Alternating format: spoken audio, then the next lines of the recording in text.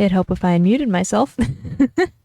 Hey, it's Valkyrie Love, your probably not so local religious extremist. We're back again.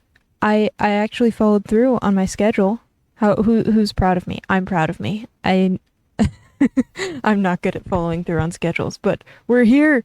We're here and we're back and we're reading more FNAF. Hey Marcus, good to see you. Good to see you. How are you doing today, friend?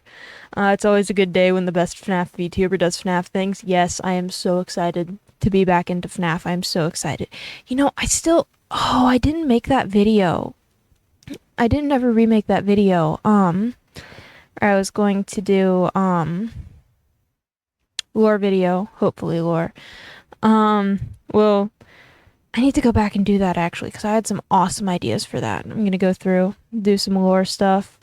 The model's choppy like last time. Yeah, it's running at consistently 200. Is that kilobytes? I'm gonna say it's kilobytes. Kilobytes per second. So, not ideal, but it's okay. We're gonna hope. And I have it. Today I was smart, and I set it to record as I'm streaming. So I'm gonna have the full VOD to put up on Twitch, and hopefully that one won't have as choppy of a model.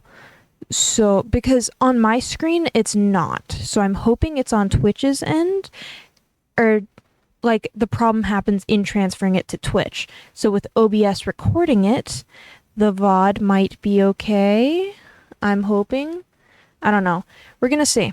And if not, at least I should have all of the audio and stuff. Unless the audio goes wrong, like with my microphone. Like if my mic decides to die halfway through.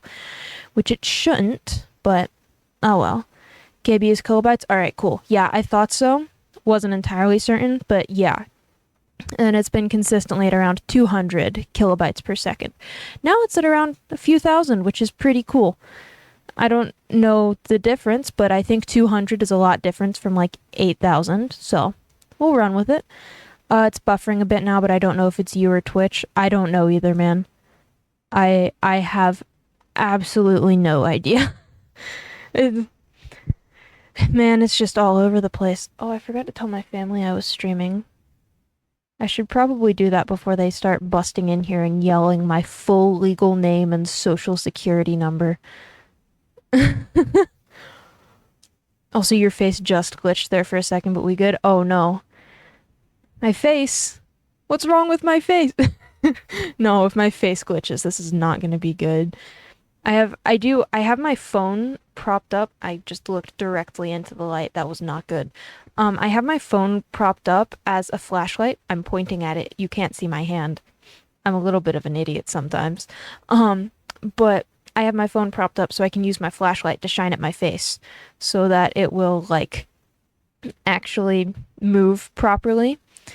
Because if I don't do this, then it constantly makes me look like I'm sad, and I don't know why, but it does. Like that. I can actually make it on purpose, though. I've trained myself. We're getting there. Oh my goodness. Man, it's been a day. I did my nails this morning. I might share pictures of those on Twitter. I did my nails all fancy and everything. It was awesome. It only took me like probably 2 hours, I want to say. I don't know. It was fancy. I don't remember actually if I have paint on my model's nails. What's my watch going off? Who's that? Ah, irrelevant. I'll let you know if any more significant scuff happens, but for now we're functioning as well as we can. Cool! Cool, that's awesome. It's always nice whenever it's actually functioning. It is running at about, what would that be? Like 30 times the speed as it was, last stream and also the beginning of this stream, so hopeful. I don't know why it's running that much better, but it is, so we're gonna hope it's fine. And we're gonna... Did I not fix that? Oh my gosh, why is my hair clipping through my face still? I thought I fixed that. Man. I get my animator buddy to fix that. Oh my goodness. Okay. So, think we should try to get into the Silver Eye stuff. Man, I should have more room on my desk. So I'm trying to balance my microphone and hold the book. So we're on chapter 4, which means we're right at 100 pages in. So where are you? We're about a quarter of the way through this thing. So that's pretty solid. So previously, oh gosh, I don't even know. Good night. I probably should have done some review reading first. I did not. I'm a little bit of a fool, but I hit go live. Okay, we're live and we're running. Shouldn't you tell your folks you're streaming before we dive in? Yeah, I should actually do that. I'm going to text my family so I don't have to go anywhere. I be live.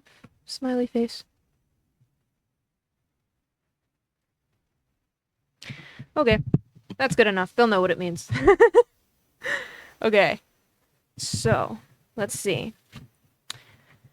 So we're in the town of Hurricane. They've visited the FNAF location, the original FNAF 1 location once. They just had the whole, like, celebration of life thingy. I don't think they called it that, because that's what they call, like, funerals and stuff. But they had, like, the thingy for Michael. That was his name, for Michael. Charlie and John go to visit, Charlie's old house. You know, I think we just go for it, because I think we just go for it, and if anybody needs any catching up, can go back and watch the previous VODs for it. Memorial, yes, Memorial, that's the one. That's the one. Thank you, Marcus. Oh my goodness. Man, I cannot find the words today. It's okay though. I don't need to be writing, just reading, so we're solid. Yeah. Yes, Memorial. The Memorial thingy. The charity sponsor, not sponsorship. Sponsorship? What's the word for, like, when you go to college and they pay for something? Tuition. That one. Tuition. Okay. Yeah. The Memorial, like the tuition fund thing, in memory of Michael. And some people get up and talk. I think Carlton talks. There are a lot of characters in the story. Oh, also, fair warning, I don't remember any of the voices that I did. So, if you notice any differences between these voices and the previous ones, no you didn't. We're ignoring it. It's fine. It's fine, and we're acting like it's all exactly the same. Anyways. Yeah, I think I'm just gonna jump in and, hope that things don't go too poorly. Yeah, so actually, before we jump in, I want to see how long this chapter is. This chapter is right at 30 pages long, and the next one is also 30 pages long. So we may be able to read two. I don't know. So I have to be off at approximately 4:45, so I can get ready for band, because I am still in my zebra footy pajamas. And while I could show up to band like this, I would look even more insane than I already am. Show up to band, play Barry sax, and just zebra footies. Probably goth makeup as well. Zebra footies, goth makeup, Barry sax. I would be a sight to behold. But anyways, we're gonna get started. Oh yes, they had a plan to meet at the mall later. Hope the performance goes well. Thank you, Marcus. Yeah, thank you. Yeah, I'm only doing 2 bands tonight, because the director for jazz band is out of town, and so, it's just the concert band and then the fancy wind ensemble thing. So there's no jazz band, but that's all right. Those are the ones I need to practice the most anyways. But yeah, thank you, Marcus. Okay. I probably should have gotten some water before stream. That's all right. Stream keeps buffering and lagging. No chops, thankfully. Yeah. Yeah, it's I keep glancing down at the like speed, upload speed, I presume, and it keeps hopping back down to like 100, 200 kilobytes per second. Like, thank you. So you were running just fine whenever I was talking about random stuff, and then I go to start reading and it says, nah, we're done. Oh, goodness. Anyways, I think we're gonna read now and stop procrastinating on it. Let's see, chapter 4. Oh yeah, they'd made plans to go back to the mall. So that's where we are now, is they're about to go back to the mall. Or rather they are. Because the first line of chapter 4 is Charlie and John were the last ones to the mall. When they pulled up, the others were gathered tight in a circle in front of Marla's car as if sharing a conspiracy. Come on, Marla said before they had walked all the way to the group. She was bouncing on the balls of her feet as if she were ready to run for the door of the abandoned building. Everybody but Charlie and John had changed their clothing, wearing jeans and t-shirts, things more suited for exploration, and she had a brief moment of feeling out of place. At least I didn't wear a dress, Charlie thought. Let's go, she said. Marla's impatience seemed to be contagious, or maybe it just gave Charlie an excuse to let her real feelings come to the surface. She wanted to show Freddy's off to the others. Hold up, John said. He looked at Jessica. Did you explain everything? I told them about the night guard, she said. What else is there? He looked thoughtful for a moment. I guess nothing, he said. I brought more lights, Carlton said, and held up 3 flashlights of varying sizes. He tossed one to Jason, a small one with an elastic headband attached. Jason turned it on, fixed it around his head, and began moving enthusiastically in waves and circles, making the light bob and dance. This is what I would do if I was ever given just any random headlamp. I would just start dancing. I should not ever be trusted with the headlamp. Hey, Todrick, how's it going, buddy? Oh, wow. Man, right as I said hello, I watched as the internet speed dropped to 0 kilobytes per second. But, hey, how's it going? How are you doing today? Why did my phone just go off? What was that? Oh, that's my friend. Yeah, hey. How are you doing today? We've just started reading. We're about a page and a half into the 4th chapter of the Silver Eyes novel, which is the first in the Silver Eyes trilogy. Okay, where were we? Yes, flashlight. Yeah, I should not be trusted with any sort of headlamp, because I would be a fool. Anyways. Shh, Charlie said, even though he was not making any sound. Jason, Marlo whispered. Turn it off. We can't attract attention, remember? Jason gleefully ignored them, spinning off into the parking lot like a top. I love spinning in circles. When I was a child, we would have things where we were supposed to dance along with songs, and I wouldn't. I would just spin in a circle in the back of the room. It was awesome. I love spinning. It's snowing. Oh my goodness, I love snow. That's so awesome. It's like 70 degrees here. It's so sad. Yes, snow's awesome. That's incredible. Man, I'm so happy for you, Todd. That's awesome. Man, I wish it was snowing here. It iced a few weeks back. It iced really badly, but it didn't really snow. I say a few weeks back. That was like a month ago now. My bad. See, yes, spinning off into the parking lot like a top. I love doing that. I love spinning in circles. My favorite dresses that I have are ones that have skirts that spin out around me. Like that just, I don't know how to describe what I'm saying. I think they're called flared skirts, maybe? I'm not sure. But that's okay.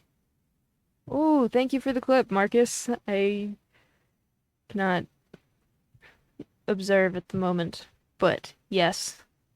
Hope I clipped it right. I may redo it after stream. Yes. Yeah, that's fair. That's alright. I cannot observe at the moment either, but that's awesome. Thank you, Marcus. Thank you a lot for that.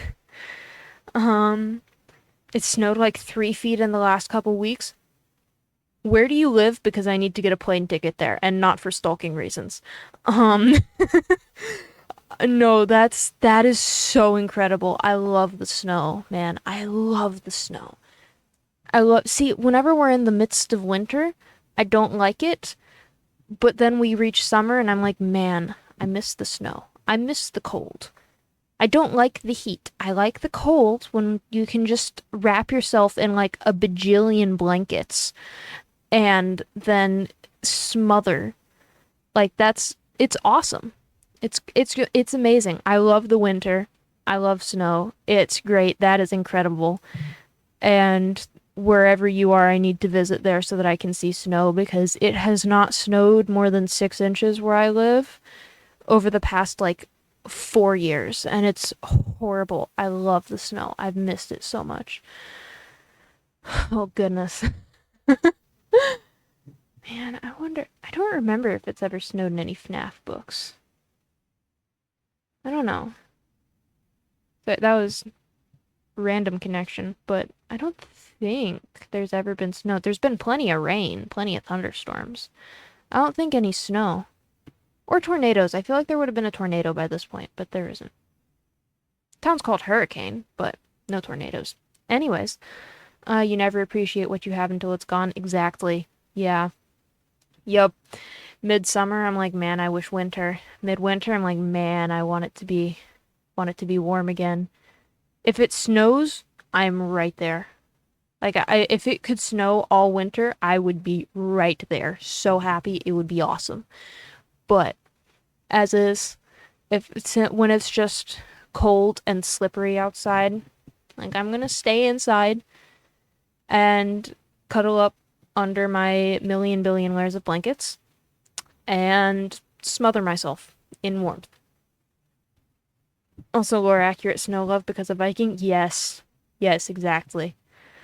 Um, oh, speaking of, this is not related to FNAF. This is related to Viking. But I just got very distracted. So, the the fun fact, the Catholic patron saint for autism, which it's not official, but like very commonly, like people consistently know him as the patron saint of autism, is Saint Thorlak Thorolson, who is Norwegian. Sorry, not Norwegian. He's from Iceland.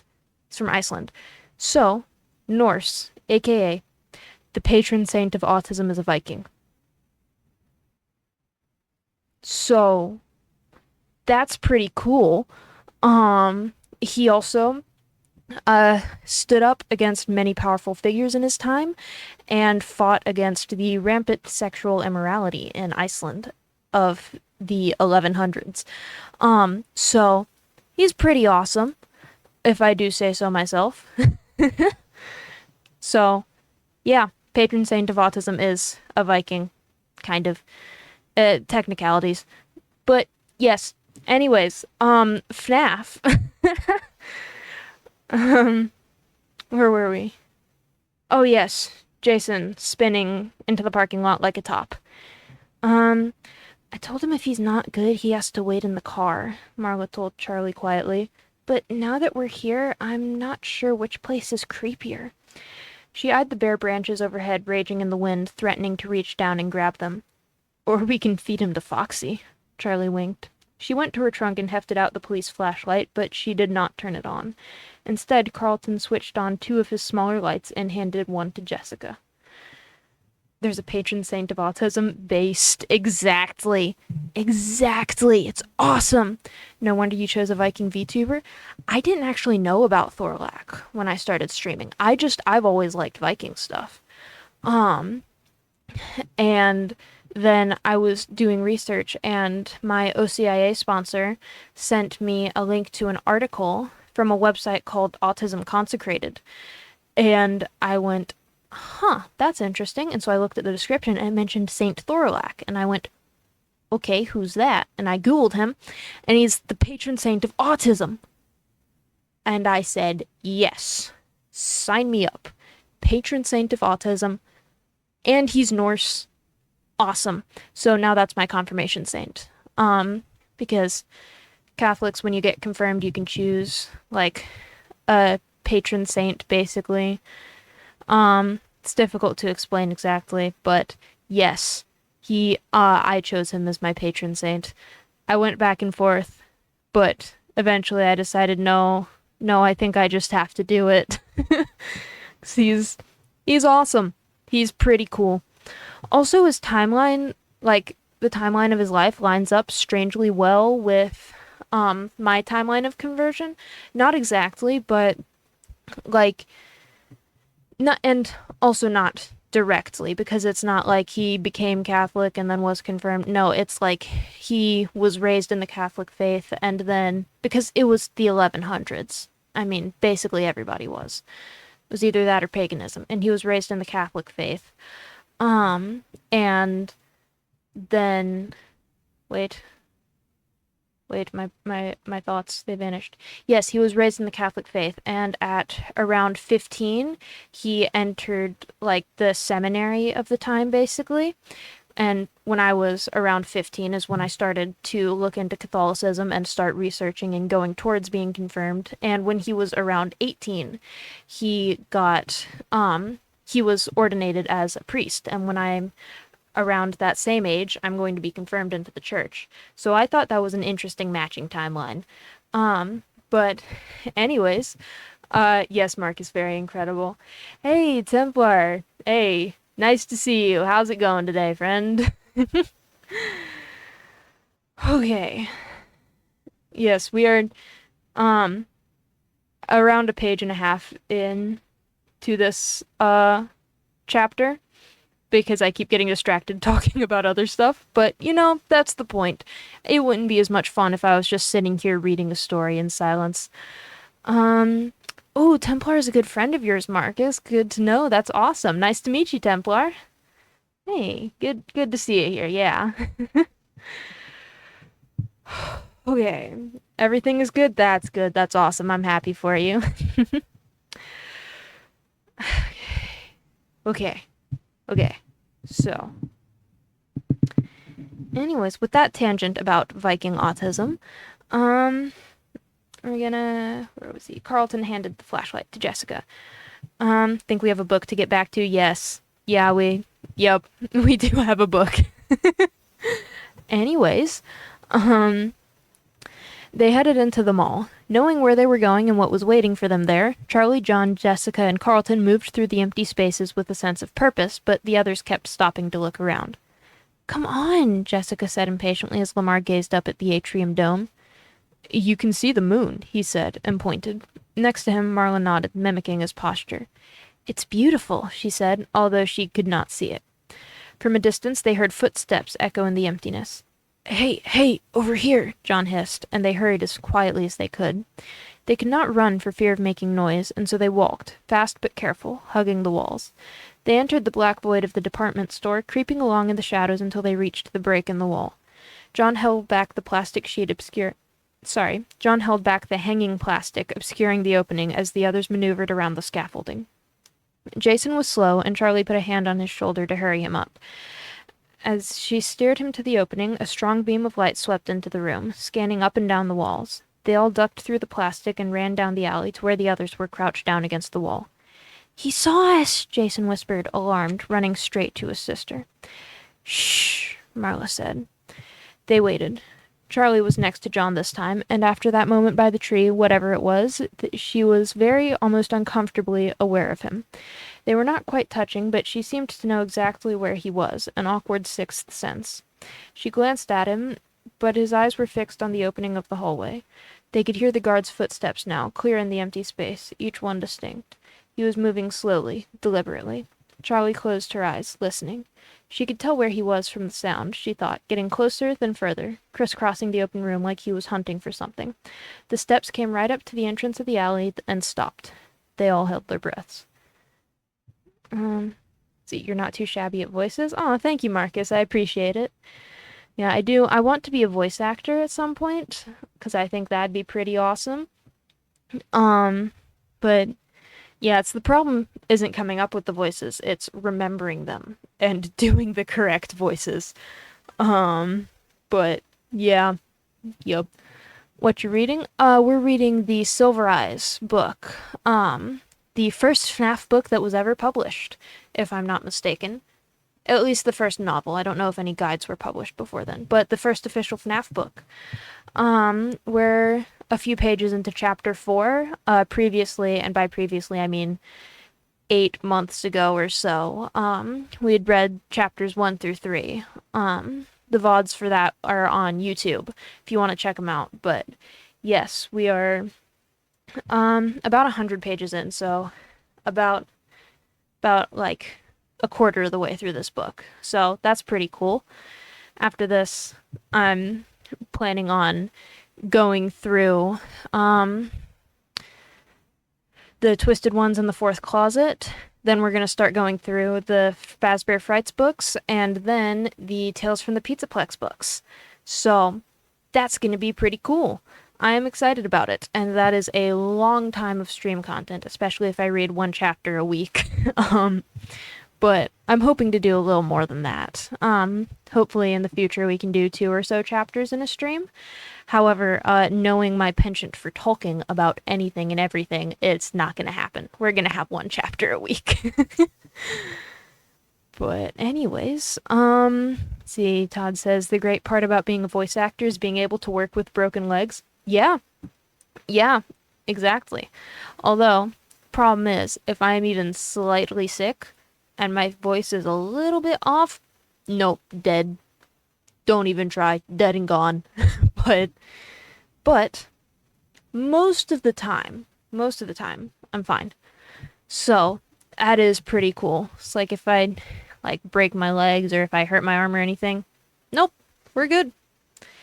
Onto the microphone. Although this microphone kind of is not professional quality, but that's all right. She's the biggest Five Nights at Freddy's man you'll ever meet, so she's reading the first book in the Silver Eyes trilogy. I don't know that I'm the biggest FNAF fan you'll ever meet, but I'm certainly one of them. I love FNAF to an unnecessary extent, probably. I can't see my shelf from here. I own like 80% of the books that exist. I think I'm missing like 3. Yeah, I'm missing like 3 books, and then most of the graphic novels, and then the Freddy Files guidebooks, whatever they're called. So I have probably over $200 worth of FNAF books, and I read them constantly. It's awesome. CEO, that's the book I wanted as a kid. That is awesome. That is awesome. Yes, I love these books. They get a bad rap. A lot of people don't like them. I love them. Like, I don't know if that's just me being weird, but I like them. I think they're pretty cool. 80% not enough. Oh, goodness. Yeah, I want to get the other ones. The problem is, one of the ones I don't have is the 12th Fazbear Frights book, Felix the Shark, which only comes when you buy a box set of the first 11. So I am just desperately trying to find it on like eBay or something. Not for like $100. But yeah, I have almost all the FNAF books, and I am very happy about this. Including the really bad Security Breach guidebook that nobody likes, because it basically sounds like it's written by somebody who has never played the games ever. But anyways, I used to be terrified of FNAF as a kid, then became a fanatic. I don't remember if I was ever scared of FNAF, actually. I was about to say me too, but I don't think I was. Because I remember watching Dan TDM play it when I was a child, and I thought it was hilarious because of how Dan TDM reacted to everything. Also, he had a really funny British accent. Really funny in the mind of, a child. And so that was my introduction to FNAF, was Dan TDM being ridiculous with it. Potential collab when? That's a good question. We could do that. Do a FNAF collab. That'd be awesome. New tag teaming explaining FNAF lore to some normies. That'd be fun. The early days of Markiplier, Jacksepticeye, Koryax Kenshin level. Interesting. Yeah, I was not around for that. I was a young child at that point. Not a young child, but I had not yet developed consciousness. And so, yeah, my introduction to FNAF was Dan TDM. I think when Sister Location came out, maybe FNAF 6? I don't remember exactly, but somewhere around there. So, like 2016, 2017, that that sort of that sort of time frame. Um, it was when I started watching FNAF stuff. So, yeah, it was interesting. I mean, I guess technically I watched FNAF World before that, but I don't really count that as one of the mainline FNAF games because it's not really a scary one. Um, I'd be down after my hiatus. Yes, that'd be awesome. Yeah. Yeah, I mean, you can just let me know whenever you're ready for that and we can set something up. That'd be awesome. You should see your lore board. Oh yeah, my lore board is a little insane. It's actually like in front of my desk where I'm streaming from. So like if I look up at any point in time, I just see this absolute mass of orange string. It's incredible. Dan TDM, been years since I heard that name. Yeah, he's like I haven't seen him as many places anymore, but like he was my favorite YouTuber when I was growing up, and he was my mom's favorite YouTuber for us to watch because he didn't have an incredibly annoying over the top voice like 90% of like child-friendly YouTubers. Um, so yeah, Dan was cool. I liked Dan, especially I love watching his FNAF stuff. Like I still do sometimes, but that was his playthrough was the first one I watched of Security Breach, which really kick-started this FNAF phase. So, yeah. English people talk weird. They do.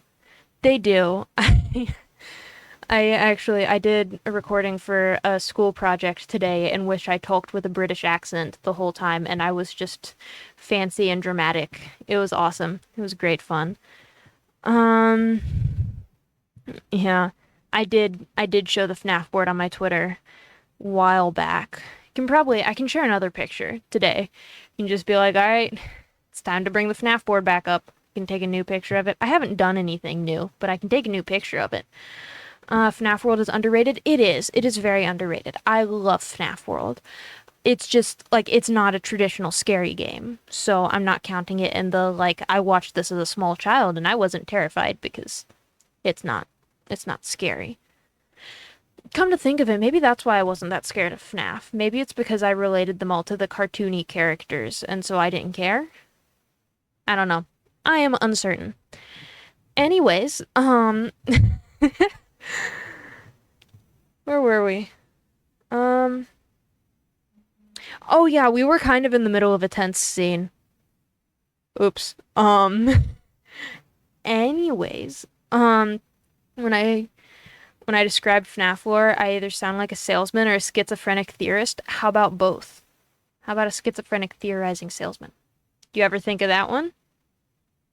I am both. All of the time. All of the time, I'm both at once. FNAF board, you say, hey, bestie, welcome in. Yes, FNAF board. I'm sharing another picture of it today because FNAF board, and everybody must see it, because if I spent a solid 20 hours of my life on this thing, I'm going to show it off as much as possible. How's the reading going? It's going good. We've gotten through about 2 pages in approximately 30 minutes. So I'm not that hopeful that we're gonna finish the chapter, but, or rather, I'm not that confident, but I am hopeful. I am hopeful. And if not, we'll read half a chapter and we'll finish it next week, and it'll be great. And maybe I should have actually started stream it too.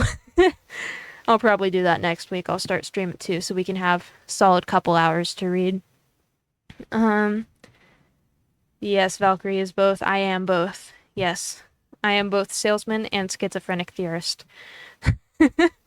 It's awesome. It's great fun. Yeah. Okay. Anyways, we were in the middle of a tense scene. Where were we? Yes, the guard, um, the steps came right up to the entrance of the alley and stopped. They all held their breaths. He knows, Charlie thought. But the steps started again, and she opened her eyes and saw the light receding. He was going away. They waited, still motionless, until they could no longer hear the tapping of his hard-soled shoes. She and John both stumbled a little as they stood, and she realized they had been leaning against each other without realizing. Wait a minute, I thought she said they weren't touching. Earlier.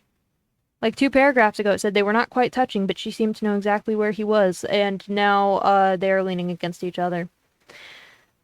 Okay, that's Sure. Anyways, she didn't look at him. Instead, she set to work taking the heaviest things off the wooden shelf. Um, see, fair enough for the FNAF word, yes. Yup, everybody sees it. Probably a good idea for the time length. Yeah. Yeah, I did not consider how long things would take me. I did not consider how much I liked to talk. I talk a lot. And I forgot to consider this when I was like, oh yeah, it'll be like an hour for a chapter. No, it will not be. I'm a fool. I'm a moron. And we're gonna set more time for this next week. Guess they teleported to each other. Yeah. Yeah, I don't know what's going on there. Anyways, let's see. She set to work taking the heaviest things off the wooden shelf. Will I be needing this? Lamar asked, as Charlie handed him a bucket with a saw sticking out of it. We have to move the shelf, Jessica said. Come on. Jessica, Charlie, Carlton, and John got back into place and moved the shelf. Lamar tried to find a place to help, but there was not really room. Marla just waited. I'm better suited to supervising, she said when Charlie Mock glared at her. This time the screaming of the metal door was not as loud, as if it no longer protested their entrance quite so strongly. Still, Marla and Jason covered their ears. You think that's not going to bring the guard? Marla hissed. Charlie shrugged. Didn't last time, she said. I know he saw us, Jason said again. The others ignored him. His flashlight went right over me, he insisted. It's really okay, Jason, Jessica said. We thought he saw us last night too, but it was fine. Jason looked dubious and Lamar bent over to his eye level. Hey, Jason, he said. What do you think the guard would do if he saw us? Shoot us? Jason whimpered, eyeing Lamar warily. Worse, Lamar said gravely. Community service. Jason wasn't sure what it meant, but he held his eyes open wide as though it was something terrible. I love Lamar. Lamar is so much fun. Yes, community service is much worse than being shot. Anyways, can confirm from our hangout you do indeed talk a lot. Yeah. I have many words in my head, which is why streaming is so fun. It's because I just get to talk. It's awesome. I get to talk, and sometimes people listen, and sometimes people don't. And regardless, I get to talk. So, I'm cool. I'm fun. I'm fun? That's not right. I'm having fun. I'm fine. I'm fine. I'm having fun. I don't know what I was trying to say. Anyways, not the indentured servitude. Yeah, no, not community service. No. No. Work. Volunteer work. No. Not again. Not again? I don't know why again. We're not doing it. No more. You are fun to listen to? Aw, thank you, Marcus. I appreciate it. Yeah. My goal is to be fun to listen to. And also to have fun talking. And when I have fun talking, usually people have fun listening. So, it's a win-win. It is a win-win. And sometimes some people both listen and not listen through zoning out. This is true. Yes, people do that a lot. Yeah. And, you know, I'll take it. Yeah. As long as I get to just talk and have fun, then we're solid. I'm having fun. I can confirm you're always fun to hang out with overall. Aw, thank you, bestie. I appreciate it. I'm glad that I'm fun to hang out with. And I'm just vibing. So, okay. Anyways, let's see. Community service. He held his eyes open wide as though it was something terrible. Will you leave him alone? Marla whispered, amused. He didn't see us, Jason reassured himself, though clearly unconvinced. Charlie turned on the big light and shone it down the hallway. Also, I love the idea of this small child being convinced, like having no clue what community service is, but being solidly convinced that it's like so much worse than being shot. Like, this idea is just so funny to me that this small child, how did it say he was? Is he like 8? I want to say 8. Because this was... Hold on. Hold on. Wait, I can find out. Because it said he was a baby, when Charlie left 10 years ago. Yeah, so she'd be like 10. He'd be like 10. Sorry, I read Marla. And I was like, she, no. So Jason would be about 10 at this point. So I love this idea of just this 10-year-old kid just being like, man, community service. I don't know what that is, but it must be so much worse than being shot. Like, this poor kid, imagine like nobody corrects him and he grows up and at one point somebody says something about community service and he's like, oh no. And they're like, what? Are you okay? Anyways, ADHD level zoning or normal zoning? Yes. Yeah. What Marcus said. Yes. Yeah, both. Um, yeah, what Marcus and Zerg said. Yeah, both of them at the same time. Okay, let's see. Anyways, where were we? Charlie turned on the big light and shone it down the hallway. Oh my, Marlo gasped as the first light streaked across the interior of the pizzeria. Suddenly it became real, and her face flushed with awe and fear. They went in one by one. Jay, hey, welcome on in. How are you doing today, friend? I just realized I never messaged you back about Saxbone Plague. My bad. Anyways, hey, it's good to see you. How are you doing today, friend? See, they went in one by one. Temperature seemed to drop as soon as they walked into the hall, and Charlie shivered, but she did not feel ill at ease. She knew where they were now, and she knew what they would find. When they got to the dining room, Carlton spread his arms wide and twirled. Welcome to Freddy Fazbear's Pizza, he said in a booming announcer's voice. Jessica giggled, but the melodrama did not actually seem out of place. Marla and Lamar gaped around the room, awestruck. Charlie set up the large flashlight on the ground, the beam facing up, and it lit up the main room in a dim and ghostly illumination. Cool, Jason said. His eyes fell on the merry-go-round, and he raced for it and jumped onto the back of a pony before anyone could stop him. He was too big for it, his sneakers dangling all the way to the ground. Charlie smiled. How do I make it go? He shouted. Sorry, buddy, John said. Jason climbed off, disappointed. The arcade is over this way, Carlton said, motioning to anyone who might follow. Marlo went with him, while Jason fiddled hopefully with the carousel's control box. Lamar had walked to the stage and was standing transfixed, staring up at the animals. Charlie went over to him. Doing very quite well. That's good. I'm glad about that, Jay. That's awesome. What have you been up to today? How have you been? Have you played any bassoon? Bassoon is fun. Anyways, I say anyways a lot. I don't know why. Yes, that's just the easiest transition thing that I have. Five Nights at Freddy's, I say yes. We're reading The Silver Eyes again. We're on chapter 4. And we've gotten through... How many pages is that? About 5 pages. Yeah, about 5 pages of this chapter in about 45 minutes. Not bad time. I play bassoon every waking moment of my life. Understandable, yeah.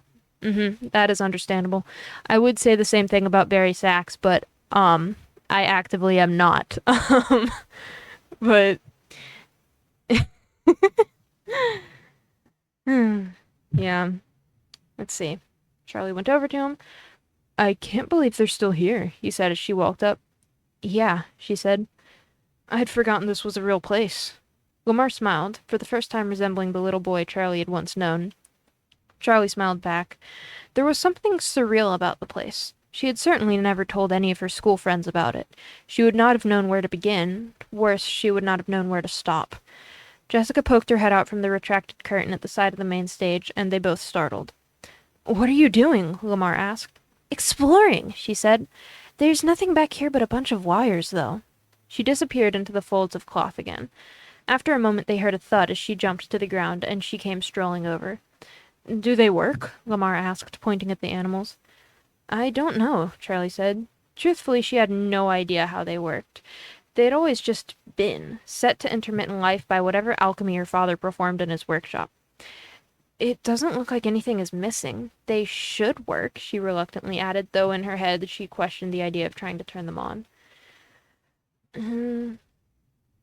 Let's see, about that message you didn't respond to, it's just me needing to be incredibly conscious about my schedule at all times. That's fair. Yeah, that's fair. Yeah, I observed it. and I observed the contents of it, and I went, ooh, I should respond to that later when I have time. And then I forgot to respond when I had time. But yeah, we should set up a time to do a Barry sax bassoon duet soon. That would be awesome. That would be a lot of fun. Maybe once I set up like my own Discord server, we can have like an event hall thing where we just get together and play what was it, latency jazz? Is that what we called it? We can play latency jazz together. It'd be great. Be awesome. Let's see. Yeah, that would be a lot of fun. We can talk about that more after stream. We can get together, plan more details about that. But yeah, that'd be cool. See, they're turning on the animals. Though in her head, she questioned the idea of trying to turn them on. Hey, Jessica exclaimed. She was kneeling by the stairs to the stage. Everybody come here now. Charlie went over and Lamar followed. What is it? Charlie asked. Look, Jessica said, shining her little light. Though well hidden along the grain of the wood, there was a door inset into the wall of the stage. How did we not see that? Charlie wondered. We weren't looking, John said, staring intently at the small door. I have a lot of practice set up this week. That's fair. Yeah, I have a district competition on Saturday, so I'm cramming as much as possible. Oh, interesting. I hope that goes well for you, Jay. And yeah, that sounds like a lot of fun. And yeah, we don't have to do it this week anytime. I'm pretty busy all the rest of this week as well. But we can see maybe sometime next week after, somewhere around there. I don't know. It can be a couple months in the future. It'd just be a lot of fun to do. Let's see. The whole group had gathered, and now Jessica looked around at them with a grin, put her hand on the little doorknob, and pulled. Magically, it opened. The door revealed a small, sunken room. Jessica shone the light around it. It was full of equipment. One wall was covered in TV screens. Must be CCTV, Lamar said. Come on. Jessica handed her flashlight to Charlie and swung her legs through the door. There was one deep step leading down into the room, which was no bigger than a large refrigerator turned onto its side. That's a little too cramped for me. I'll keep looking around out here. John saluted, then turned as though to stand guard. This is like a clown car, Marla remarked as she jostled against Charlie. The space was too cramped for all of them, but they crowded together. Jason sat on the step, feeling more comfortable by the exit. There were 8 of the television screens across the wall, each with its own little panel of buttons and knobs, and sticking out beneath them was a panel, almost a table, covered in buttons. They were large and black, unlabeled, and spaced in a regular series. That sounds like Autism Nightmare. The other wall was blank except for a single large switch by the door. Yeah, this sounds like absolute Autism Nightmare. Just unlabeled buttons that are just scattered around. Like, I'm sure it makes sense, but like I would take one look at that and start sobbing. Like, that is not an ideal place for me. Let's see. It's incredibly fun, but yeah, it's latency. We have time. Yeah, we do. That we do. Good thing it lacked a barrage of loud noises. This is true, yes, although I believe the loud noises and the lights are about to begin, so that makes it a little worse. Let's see. Oh yeah, the buttons. Not only are they unlabeled and spaced irregularly, but they cause bright lights and loud noises. Literal Autism Nightmare. I'm just saying. Like, you know, yeah. Anyways, the single large switch by the door. What's this do? Jason said and put his hand on the switch. He hesitated just long enough for someone to stop him, then pulled it. The lights came on. What? Carlton looked to the others frantically. They all stared at one another in confused silence. Jason climbed up and poked his head out into the main room. They're on out here, too. Some of them, at least, he said too loudly. Why is there power? Jessica whispered, reaching over Jason to pull the door closed again. The more horrifying part of the book, clearly Freddy's wasn't made for autists. Exactly. Exactly. Although to be fair, it is modeled after Chuck E. Cheese, which also, admittedly, is not made for autists. Like, just saying. Unless of course you find that one really good game and manage to tune out everything around you, which I did multiple times. I would spend my whole time there sitting at one game. Like when I was a child, I would just have one game that I played over and over, and my mom would have to go over there and make me leave so that somebody else could play the game. Um, but yeah, mm-hmm. Picturing the unlabeled buttons makes me sick. Me too. Me too. It's horrific. Unlabeled buttons, no. No, no, no. They must all be labeled. Like, I've heard a lot of things about like um typing on keyboards that don't have the keys on them, and like I can. I can probably. Um but it does make me want to cry imagining it. So, yeah. At least the animatronics are fun to watch. This is true. Yes, this is true. Although at most, I'm not sure if you're talking about like at FNAF or at Chuck E. Cheese, but at Chuck E. Cheese, like now the animatronics, they don't even have like animatronics on a stage anymore. They have like screens, and it's ridiculous. Like I don't the animatronics were terrifying, but like they had a charm to them. I don't know. Instead of just, playing animated songs, that it makes me sad. It makes me sad. I am a traditionalist. I'm traditionalist? Yeah, that's the right one. I thought that was the beginning of a phrase, but it wasn't. I've never been to a Chuck E. Cheese. Looks sticky like from sugar. Yeah, yeah, some parts, yes. A lot of the games were surprisingly clean for how many small children run around pressing all the buttons they can reach. Um, what does this button do? Activates self-destruct for all the animatronics. Yeah. Mm-hmm. Yeah, that's what I would do. I would be on my first day there and I would hit a button that made them all go insane. And I would get fired immediately and probably also sued. So, don't hire me to work at a place that has random buttons that are unlabeled, unless you put tape on the buttons to tell me what to do with them.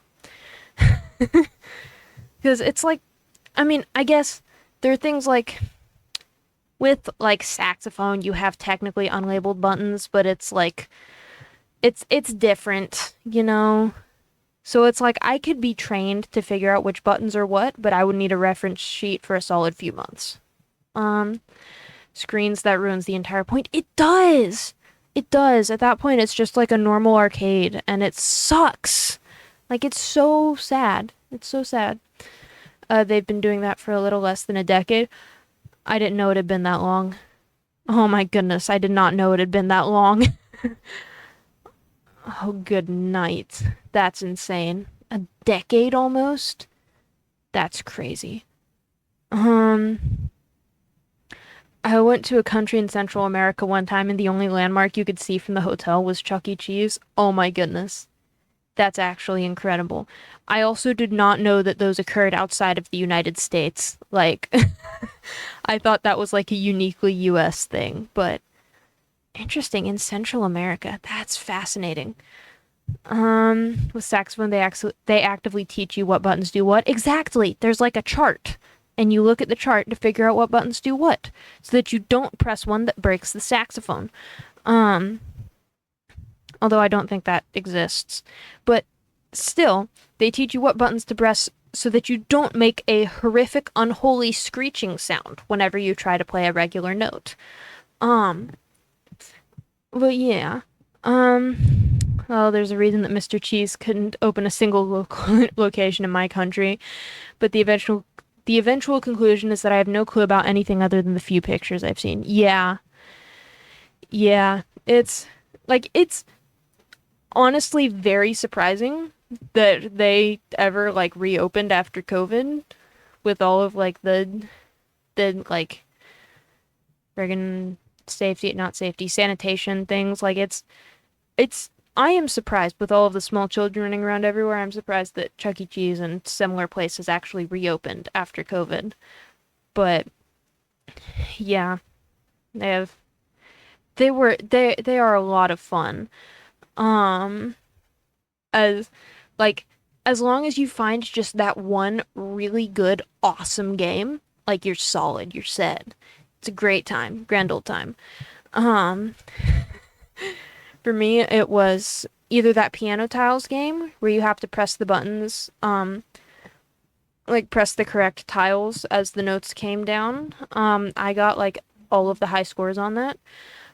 It was that and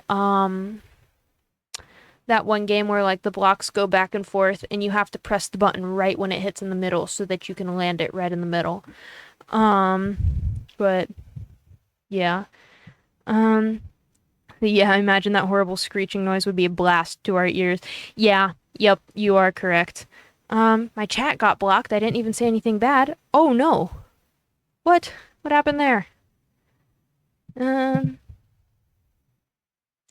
let me see. Chat filters. I don't think I have chat filters on. It's the man. Show me. Yeah, I don't have chat filters on. What? I don't know why your message got blocked, Jay. Automog flagged something or other? Huh. It was the reply after the bassoon comment. Huh. Interesting. Wait, I might have to look at that. I've gotta hold on, I gotta open up Twitch. Mute that tab. Don't start blasting into my microphone. Please, thank you. Let's see. Where are you? Creator dashboard. Where am I supposed to be? Creator dashboard. That's the right one. Hold on. Where are we? Where are we?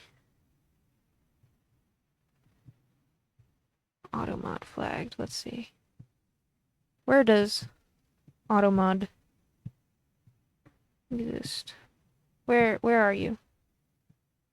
What are you doing?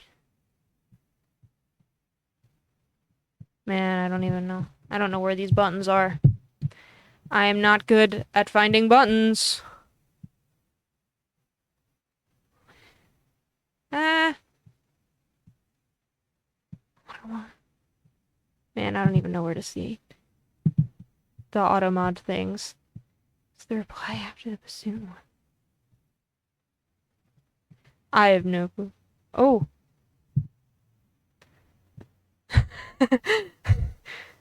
Okay. Huh. Oh, okay. Okay, I see why now. Man. Man, it's just angry at saxophone and um not saxophone. Instrument. That's the one. Saxophone and instrument words. Um Also, it's really funny to look at my model on this because on OBS screen, like it's running fine, and then I look at it in the stream preview and it's like, nah. Um oh wait, we're gonna allow it because that's a normal message. Um Anyways, I don't like playing high notes because the fingering is whack. Yes, it is. It very much so is. Um, yeah. Yeah. Um, the high note fingerings are wild. And like I understand why. They gotta have something weird, but like my goodness, man. Anyways, maybe saxophone is misinterpreted as another word with S and X. Maybe, potentially. I think that um yeah, I think that Automod does not appreciate talking about fingering for notes. But I don't know why I don't even have Automod on. Like it's not enabled. I probably should have that, but I don't. So I don't know why it flagged that because it shouldn't have. Like it doesn't exist. But anyways, I don't have an octave key, so I have to half cover a hole. That sounds horrific. I'm going to be so honest. That sounds like an absolute nightmare to have to do. I would break something. I wouldn't be able to get that right. You obviously do have it on. Yeah, it's except I literally like I just looked at the settings and chat filters are off. Like I may be a fool, but I'm fairly certain we're ignoring it. Ah! I pressed a button and it vanished. Anyways, it's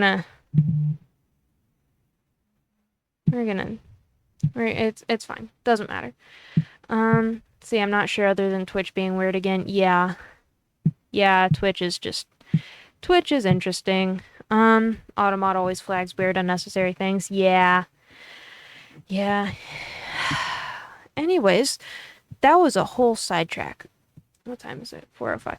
I need to leave in like 40 minutes, and we've gotten through like 8 pages.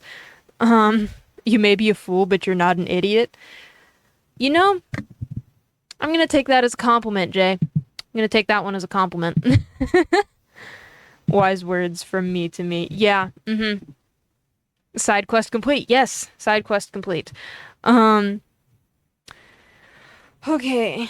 Let's see, what are we talking about? The lights, they're on here. Why is there power? Jessica whispered, reaching over Jason to close the door again. To pull the door closed again. 40 minutes isn't that bad if we can lock in. Yeah, but see, the problem is I can't lock in. See, I'm not going to lock in. But it's okay. It's gonna be funny. Let's see. How is that possible? Oh, wait, sorry. I read Carlton. That's Charlie. How is that possible? Charlie said. This place hasn't been open in 10 years. Cool. Marla leaned forward, studying the monitors as though expecting some sort of answer to be revealed. Turn on the TVs, Jason said suddenly. I can't reach. Jessica flipped on the first TV and static crackled across the screen. Nothing? Charlie asked impatiently. I swear I can talk. Impatiently. Just a sec. She twisted a dial, wiggling it back and forth until an image emerged. It was the stage, centered on Bonnie. The other animals weren't visible. Jessica turned on the rest of the TVs, adjusting them until the pictures became clear, although most were still poorly lit. Let's see, we'll make it work with what we have. Exactly, bestie, exactly. We're gonna do what we can. Lock in? What's that? Haven't the faintest idea, my friend. Haven't the faintest idea. Sounds like a foreign language to me. Yeah, me too, yeah. Sometimes, something we autists unfortunately lack the skills to do sometimes. Yup. Yeah, it'll be fine. It'll be fine. We're gonna move on, and it'll be fine. Those were still poorly lit. They still work, Charlie said, almost under her breath. Maybe, Jessica said. Hey, someone go out there, see if the camera is live. See if the camera is live. Okay, Marla said after a brief hesitation, wriggling her way to the exit and awkwardly climbing over Jason. A moment later, she appeared on camera, on stage beside Bonnie. Marla waved. She appeared multicolored as the stage lights bathed her in purple, green, and yellow from different sides. Can you see me? She asked. Can you see me? She asked. Yeah, Carlton shouted. Lamar was staring at the buttons. Let's see. Interesting. I'll jot that down in a random file in the back of my Mind Palace file store system. A big pile of paper. That is so real. Yep, that is so real. I have one of those too. I think we all do. Let's see. On the plus side, the stream scuff from earlier has stopped and your model isn't a PNG anymore. Yo, that's awesome. That's incredible. It has been consistently at around 6,000 kilobytes per second. I don't know why. It's frankly magical, but that's cool. We're taking it. We are rolling with it. And even so, hopefully the beginning of the stream will be running better in the VOD. Because I'm being smart today and recording it as I'm streaming instead of just being like, yeah, it'll be fine. I'll upload it from Twitch. No. Do not do that, you fool. I love my big pile of paper. All of my Zelda knowledge sits right on top so I can easily access it. That is so real. That is so real. That is me, but with FNAF. Like, All of the FNAF knowledge is right at the top. Sometimes I have to sift through a whole pile of FNAF knowledge to get to what I need, but it's there. It ain't magic, it's a divine blessing. That is very true, Marcus. Yes, it is a divine blessing. I don't know how this laptop is running this stream, but it is. So, praise God. Like, it's also like me, but for Kaiju Media. Yes, exactly. We've all got something like that. We've all got something. Let's see. Let's see. Lamar was staring at the buttons. What do these do? He said with a wicked grin, pressing one. Note, do not press random buttons. Don't do that. Because the next line is Marla screamed. Yeah, don't press random buttons. Not a good idea. We all have our big piles of paper. Exactly. Exactly. All the piles of paper. Marla, are you okay? Charlie shouted. What happened? Marla was standing still on the stage, but she had backed away from Bonnie and was staring at him as if he might bite. He moved, Marla yelled. Bonnie moved. What did you do?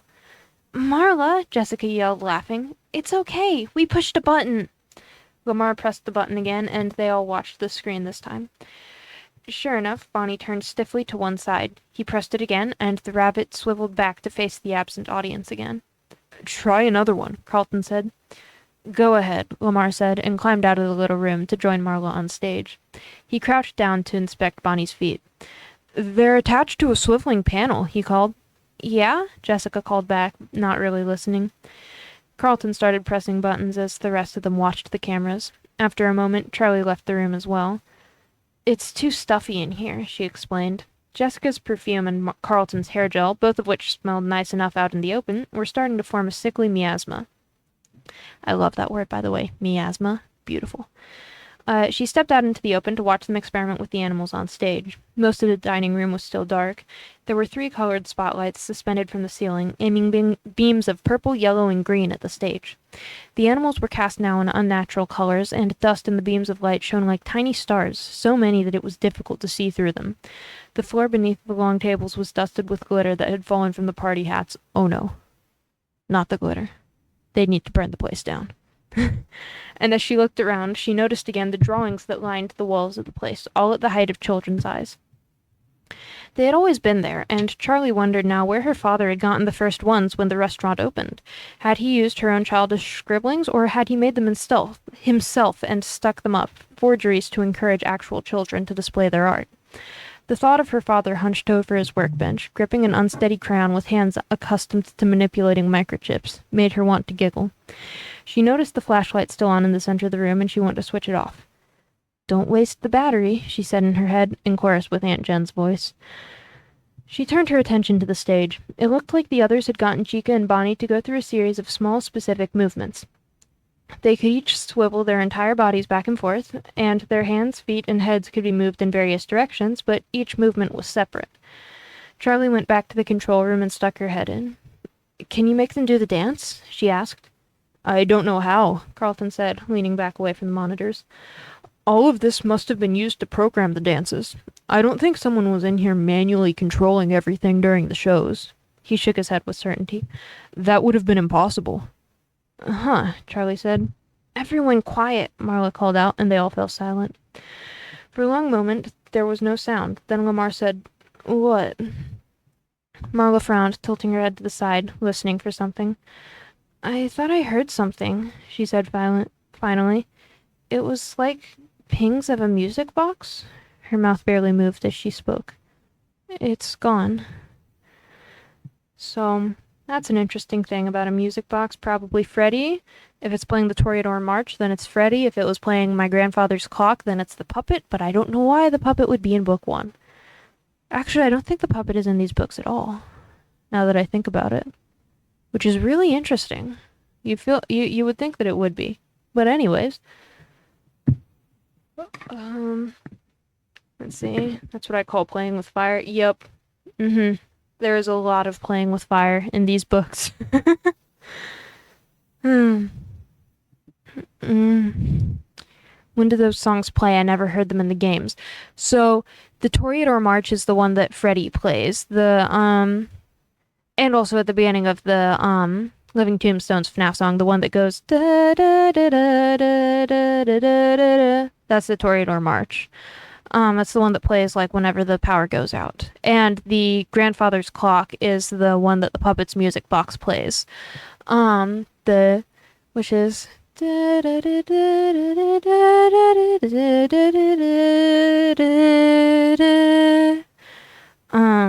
which is actually a poem, which is a pretty cool poem.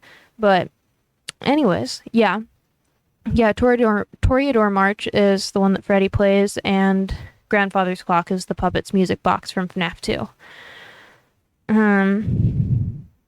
Yeah. Let's see. Mouth barely moved as she spoke. It's gone. Why isn't Freddy moving? Charlie asked. I don't know, Carlton said. I can't find the controls for him. Jessica said, tapping the monitors. These cameras don't show the whole place. Charlie peered at them, but they were mixed up in no logical order. She couldn't piece together a picture of the whole restaurant. There's 3 cameras on the stage, 1 on each animal, but there should be 1 on the whole thing, Jessica was saying. There's the entrance to the kitchen, but not the kitchen itself, and you can't see the hallway in the room with the little stage we were in last night. Maybe the cameras are just in the main room, Carlton suggested. Nope, said Jessica. There are cameras everywhere out there. So? Carlton said. So there's got to be another control room, Jessica said triumphantly. Maybe down the hall by the other stage. See, I didn't even realize that the animatronics had their own themes. Yeah, not all of them do, but a couple of them, like Freddy's song When the Power Runs Out, and the puppet's music box that you have to keep wound up so that it doesn't, like, go insane and start killing people. Yeah, it's pretty cool. Pretty cool. Yeah, let's see. Charlie went back out into the main room again. She was feeling restless, less excited by the discoveries than the page stick than the others, so she was not sure why. She watched the stage. Carlton was still playing with the buttons, Bonnie and Chica jerking in small, disjointed motions as Freddy Fazbear remained motionless, his eyes half closed and his mouth slightly open. Hey, Lamar said suddenly. Marla, the music. I hear it now. Everyone was silent again, then Marla shook her head. Creepy, she said, more excited this time, rubbing her hands together as though they were sharing campfire stories. Lamar looked thoughtfully at Freddy. Sorry if y'all hear any background noise, by the way. My mom just got home from work, and her and my brothers are talking. Why does it keep making the weird face? Don't do that. That's not okay. Stop it. Let's see. I heard nothing, don't worry. Cool, gotcha. Yeah, I was trying to talk louder and hoping this mic had good noise canceling, but yeah, that's good. Okay, cool. So they were sharing campfire stories. Lamar looked thoughtfully at Freddy. Let's go find the other control room, Jessica said, emerging with a determined look on her face. Okay. Marla jumped from the stage to join them, and they started scanning the rest of the stage, looking for a second door. I'm staying in here, Jason called from the first room. This is so cool! Chica swiveled back and forth rapidly on the stage as he pushed her button repeatedly. Lamar went to join Jason. Okay, my turn, he said, leaning on the door. He went in, not waiting for Jason's response. Charlie stayed where she was, still staring at Freddy, frozen in the middle of his act. John came up next to her, and she felt a flash of irritation. She did not want to be cajoled into joining the search. He stood there for a moment, looking to Freddy, then leaned in close to her and whispered, I'm counting to 100. You better hide. Surprised out of her thoughts, she looked at him for a moment, her irritation broken. He winked at her, then covered his eyes. It was absurd, it was childish, and in that moment it was the only thing she wanted to do. Slightly giddy, Charlie took off, looking for a place to hide. Jason pushed the series of buttons again with increasing frustration. I'm bored now, he announced. How can you be bored? Lamar said, wide-eyed. They aren't working anymore. Jason continued to press buttons, no longer watching the monitors. Lamar studied the monitor. Bonnie's head was up and turned to the side, his eyes appearing to watch the camera. Well, go find your sister then, said Jason. He told Jason. I don't need her permission to be bored. Impatiently, Jason climbed up and out of the control room. Everyone is so sensitive, Lamar muttered, suddenly realizing he was alone in the control room. He climbed out, but Jason was already gone. Goodness, my little brother just opened the door solely to stick his tongue out at me and then go back away. Interesting. Hot take, not a good idea to play hide and seek around robots. That's not a hot take. I think that is a normal assumption to make. Don't do that. That's an idiot idea. Yeah, no, this is not going to go well. I actually don't remember what happens, but I don't think it goes well. Your little brother is a goblin? Yes. Yes, he is. He is, yes. Both of them are, in fact. They are goblins. Oh, goodness. Let's see. Everyone is so sensitive, Lamar muttered, suddenly realizing he was alone in the control room. He climbed out, but Jason was already gone. Jessica was leading the exploration party, heading towards the little stage they had discovered the night before. Marlo looked back and saw Jason skipping to catch up just before they disappeared into the long hall. Ice cold take, yeah. Yeah, ice cold take. Don't play hide and seek around robots. Bad idea. Bad idea. Hello, sir? What do you want? Awesome. Let's see, Marlo looked back. Hey, be careful, she called over her shoulder as Jason branched off in his own direction. Lamar caught up to the group and followed them on their way into the hall. The main dining room was empty now, though Jason could hear Charlie's and John's playful shouts echoing from the party rooms that extended off the main building. Call me crazy, but I think shouting is not the way that you play hide and seek normally. Like I think you'd be caught really fast if you were shouting. Anyways, left alone, Jason headed straight for the arcade. I would also do this. I would have headed straight for the arcade immediately. It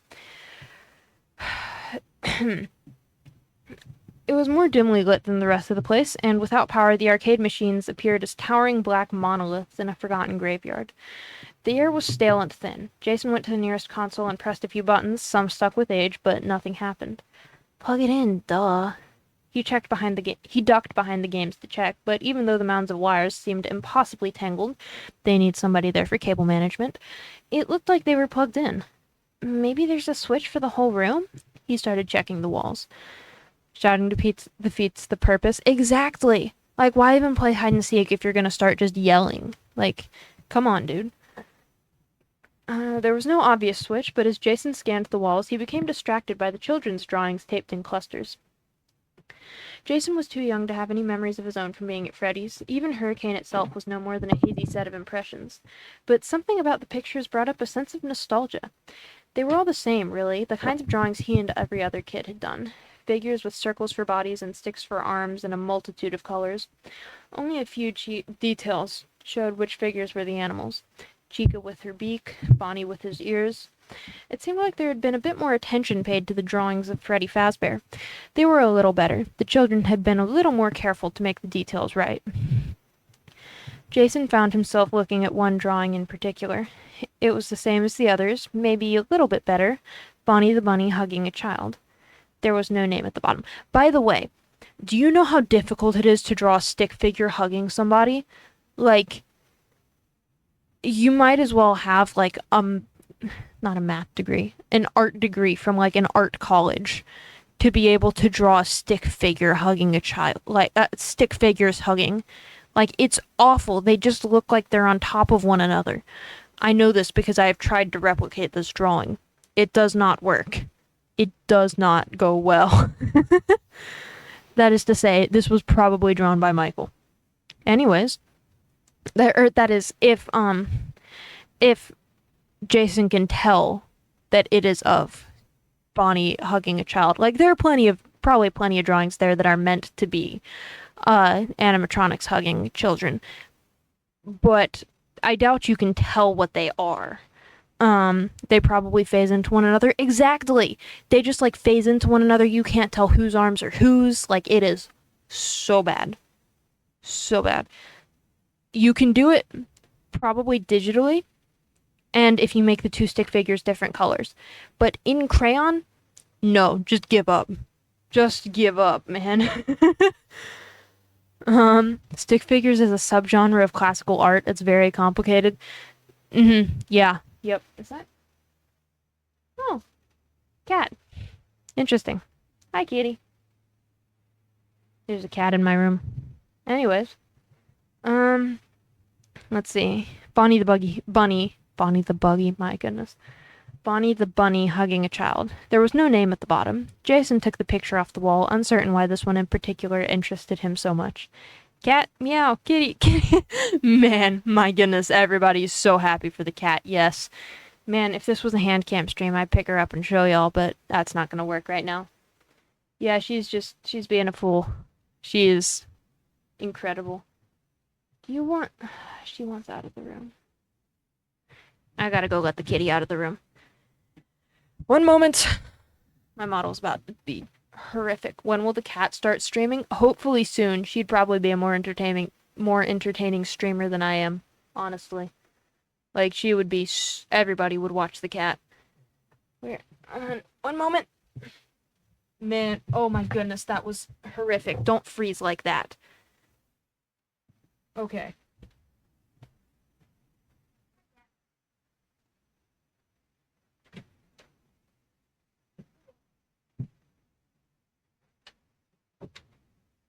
Okay. Cat spawn. We need a cat cam? We do. If only she didn't run around everywhere. If she was just, like, sleeping in one place, absolutely cat cam. You're way more entertaining. We just love animals. That's understandable. I also love animals.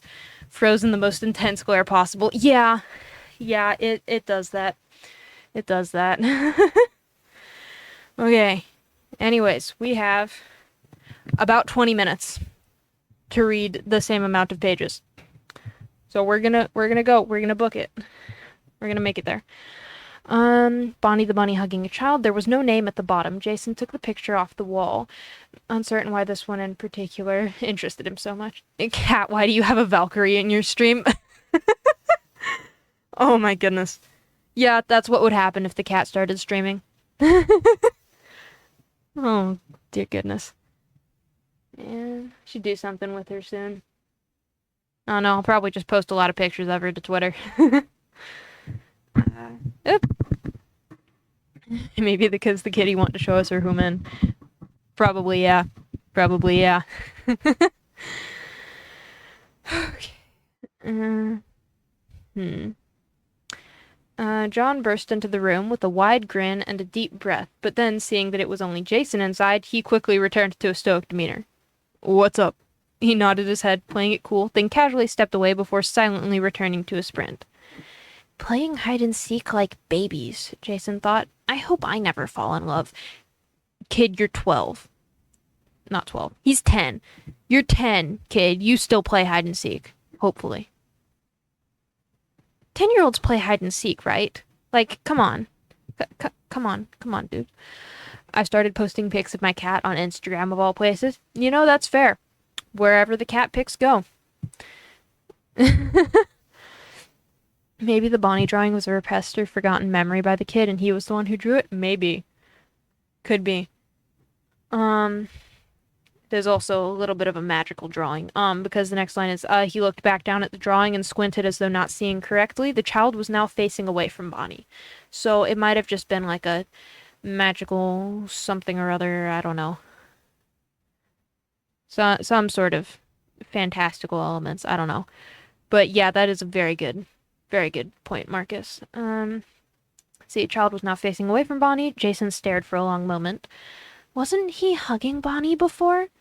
He looked out at the main room, but Marlo was out of sight, looking for the control room. Jason folded the drawing carefully and put it in his pocket. It was suddenly apparent how quiet it had become outside. Jason stepped out timidly and peeked into the dining room. Guys, he whispered, looking back once, then ventured out to find the group.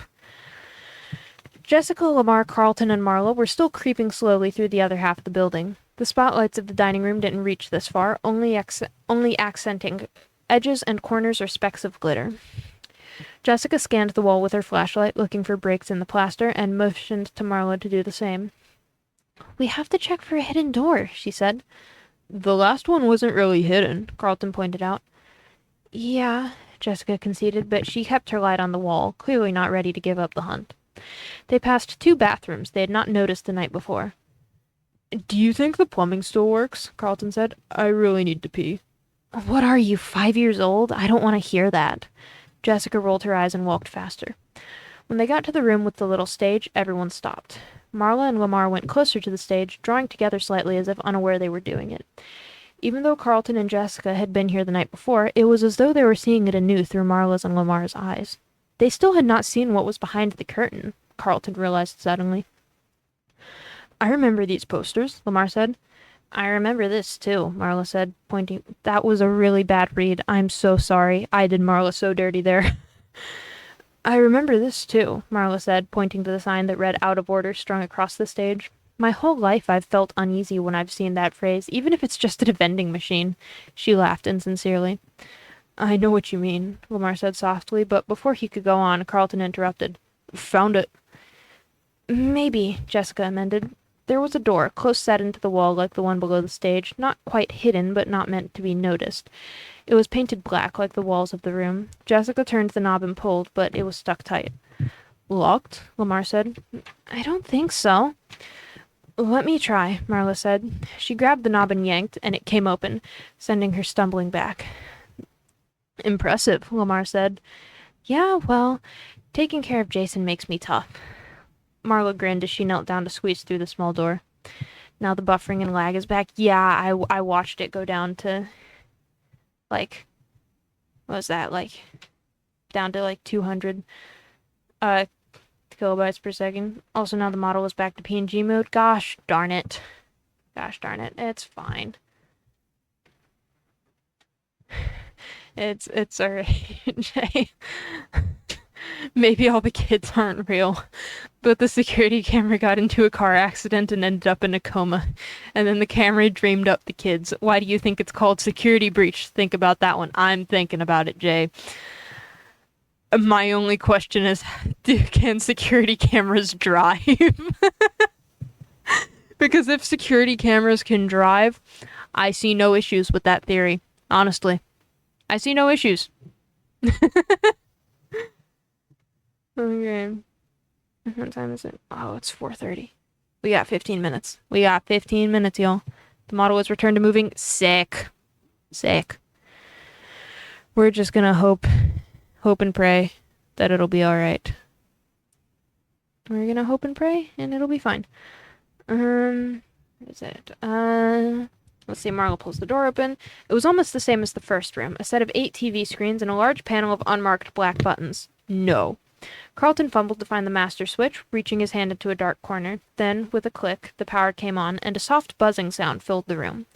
Rich, bizarre reds and blues began streaming in under the door from the stage lights outside. Jessica and Carlton began switching the televisions on. They fiddled with the knobs until they were showing pictures, though most were very dark. From here they could see a long shot of the main stage, just as in the other room, but the rest of the cameras were showing other places and angles. While the first control room had only shots of the main dining room, here they could see into other areas of the restaurant. The private party rooms, which were set up with glittery decorations for events that would never happen, hallways, an office, and even what looked like a storage closet. The room behind them was visible as well, the cameras trained on the out of order sign, now lit with otherworldly shades, and the curtain behind it. On one screen, they could see Jason ducking back into the arcade. Maybe I should go get him, Marla said, but no one responded. Carlton started pressing buttons. Spotlights appeared and vanished on the stage in the main dining room as he did, illuminating first one animal and then another, lighting up empty spaces where someone might once have stood. He flipped a switch, and it seemed for a moment that nothing happened. Then Lamar started laughing, pointing at one of the screens. The pizza decorations lining the walls were spinning wildly, as though they might leap off and go rolling away. The camera doesn't have to drive to be in a car accident. You are so right, my friend. You are so right. Yeah, entirely plausible theory. Yep, cameras can have comas, and this one did. Yep, this whole book is just a coma dream, but not by the crying child. By a security camera. Carlton is your worst enemy, confirmed. Yeah, Yeah. Just start pressing buttons. Yeah, sure. Do that. Pizza decorations lining the walls were spinning wildly as though they might leap off and go rolling away. I forgot they used to do that, Lamar said as Carlton brought them slowly to a halt. There was a large black dial to one side of the buttons, and Carlton spun it, but it did nothing. But it seemed to do nothing. Let me try, Lamar said. He elbowed Carlton to the side and pressed another button. There was a high-pitched whine. They all jumped, and it quickly faded down to a static hum. Lamar pressed the button again, and the sound was gone. I guess we know what turns the speakers on, Carlton said. I bet we could figure out how to play the music, Jessica said. She reached forward and pushed something else, and the stage lights popped up while the main lights dimmed. The figures on the main stage suddenly stood out a little, commanding attention, as if they weren't already the giant animatronic animals. She pushed it again, and the lights faded back to normal. I love that, Carlton said. What? Asked Marla. Stage lights, he said. One switch and it's like a whole nother world up there. Another button flickered the stage lights on and off in the room behind them, while another started and stopped the little merry-go-round, its tinkling music grinding too slowly, like the ride itself was trying to remember how the song went. They managed to get the speakers on again without the feedback whine, but there was still only static. I have an idea, Jessica said, pushing to the front of the group. She switched on the static again, then started turning the knob back and forth. The hum grew lower in pitch, then higher, responding to her adjustments. Progress, Carlton said. Okay, it's already past my bedtime. Oh, yeah, you gotta go to bed, Jay. Yeah, you gotta go to bed. If you do reply to my message, remember that I will wake up exactly midnight Zerg time. Noted.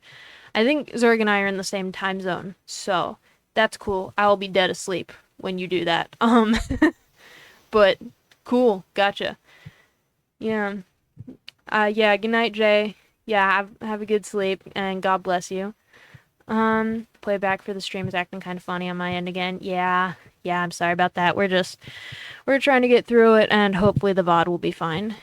Because we've got, like, 9 pages in 10 minutes, so we can do it. We can do it.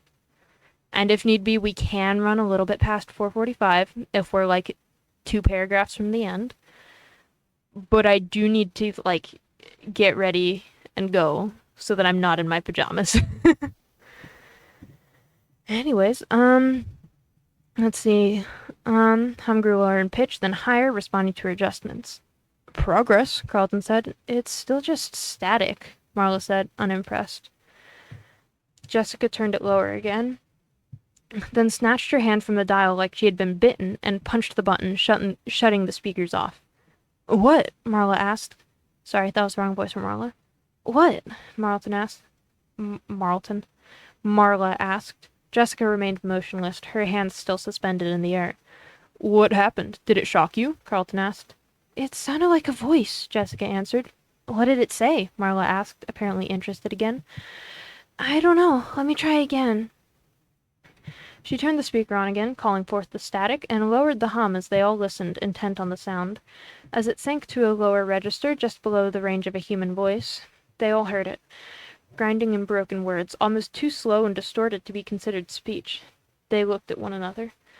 What on earth? Marla said. No, it's just random static, Lamar said. He reached for the controls and dialed the pitch back up slowly.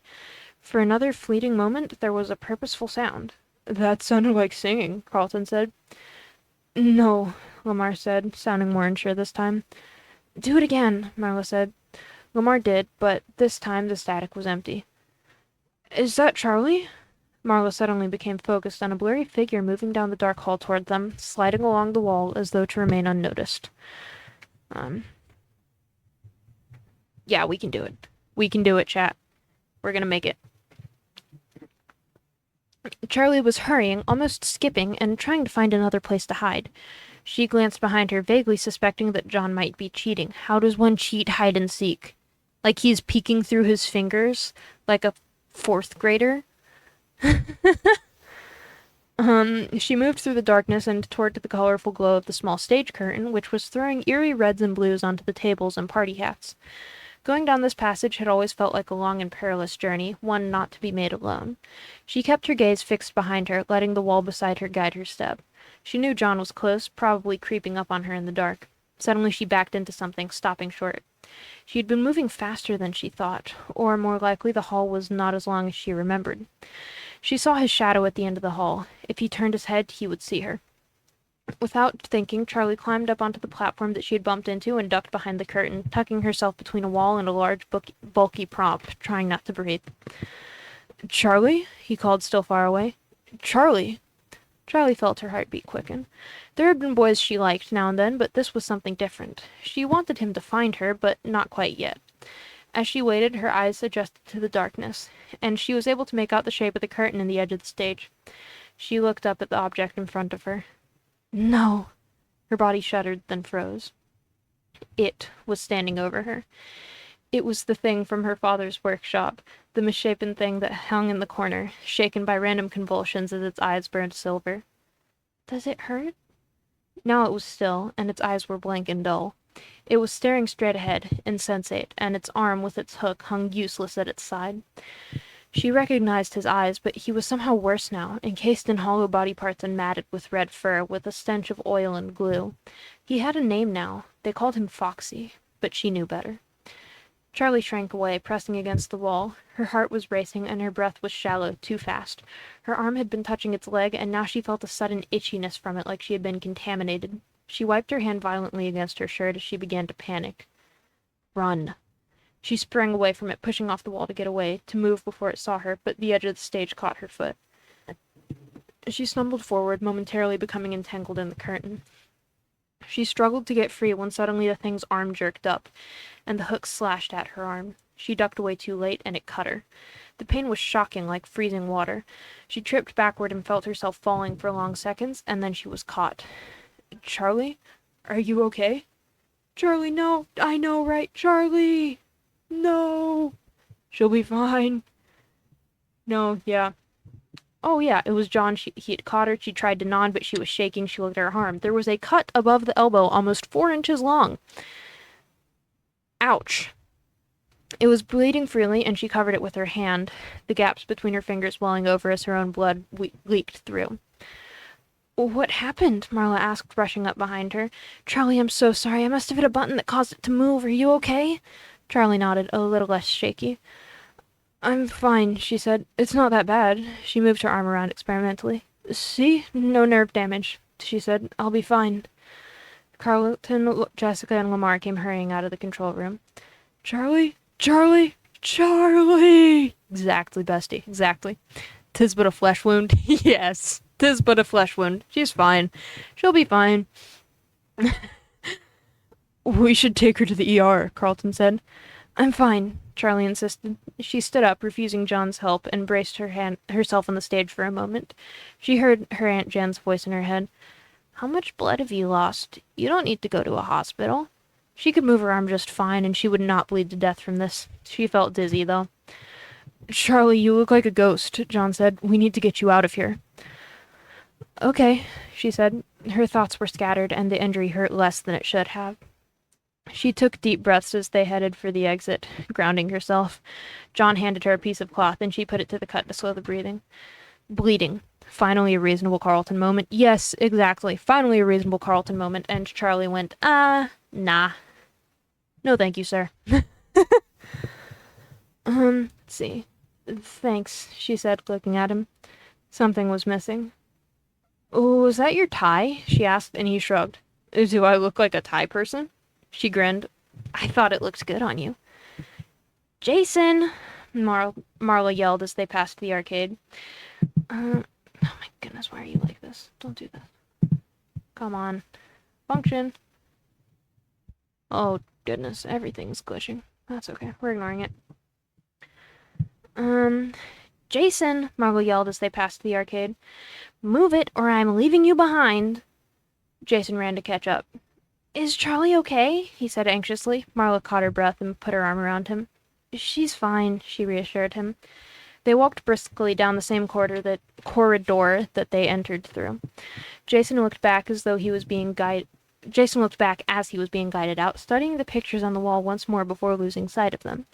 The colored lights from the stage were fading, and the flashlight was throwing shapes and shadows on everything, making the drawings difficult to see, but Jason could swear he saw the figures moving in the pictures. They all hurried back through the empty building and out to the parking lot, not keeping watch for the guard. When they made it out to the car, Lamar, who had grabbed the big flashlight, flipped it on and shone it at Charlie's arm. She looked down at the cut. Do you need stitches? Marla asked. I'm so sorry, Charlie. We were all being careless. It's not your fault, Charlie said. She knew she sounded annoyed, but she didn't mean to. Her voice was tight and clipped with pain. The shock had worn off, but that meant the wound had begun to hurt. "It's fine," Charlie said, and after a long moment the others gave in somewhat reluctantly. "We should at least get you some stuff to clean that up and bandage it," Marla said, wanting to do something to atone however small.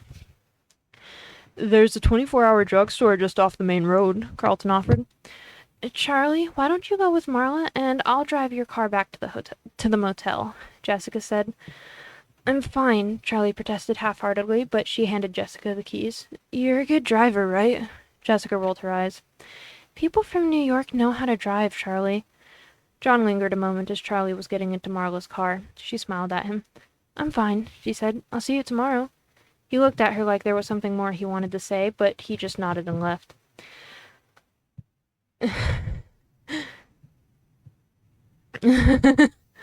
"Charlie, now's not the time to be a bad you-know-what." "Yeah, it is not, but Charlie is a fool, so that's okay. We all are from time to time."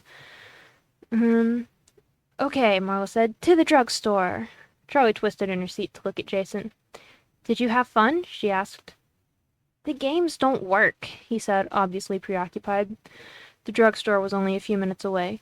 "You stay in the car," Marla commanded to Jason as they pulled to a stop. "Don't leave me out here," Jason pleaded. "I told you to stay," she repeated, a little confused by the fear in his voice. He didn't answer, and she and Charlie headed inside. As soon as they were gone, Jason pulled the drawings out of his pocket. The drawing, singular.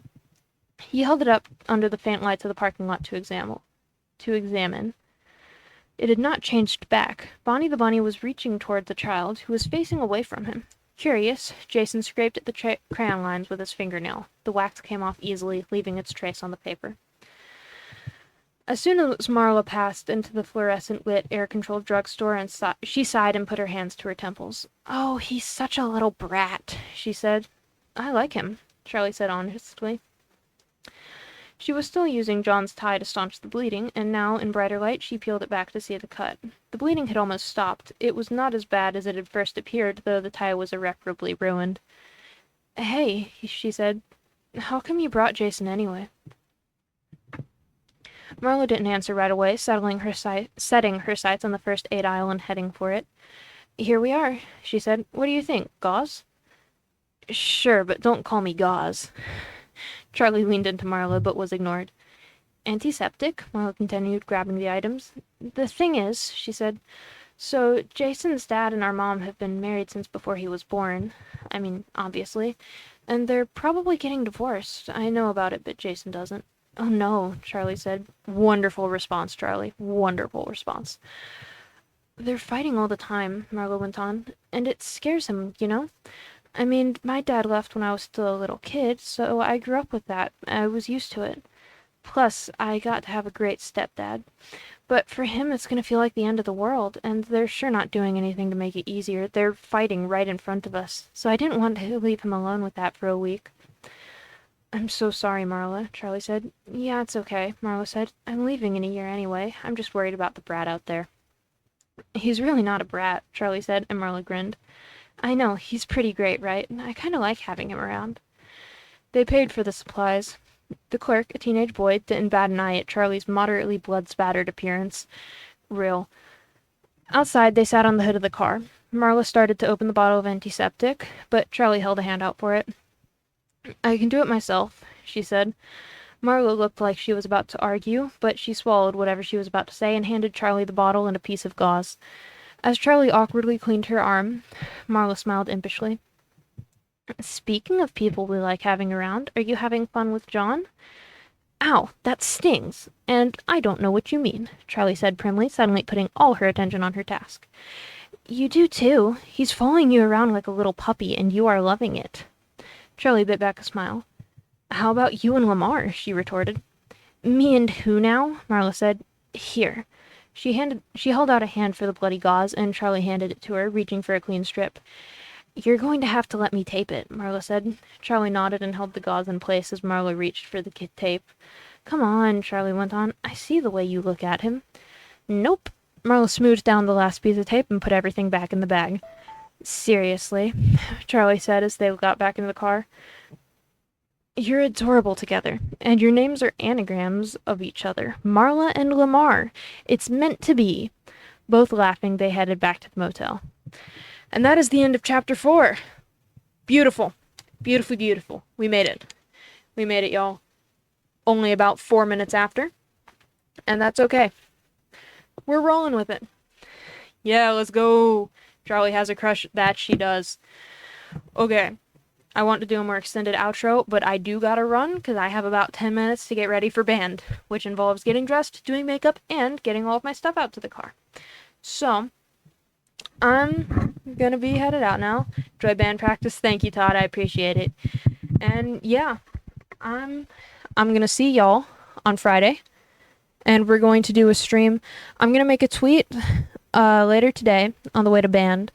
I'm gonna make a tweet about what exactly this Friday stream is going to be, and y'all are gonna get to submit prompts for me to put in a wheel.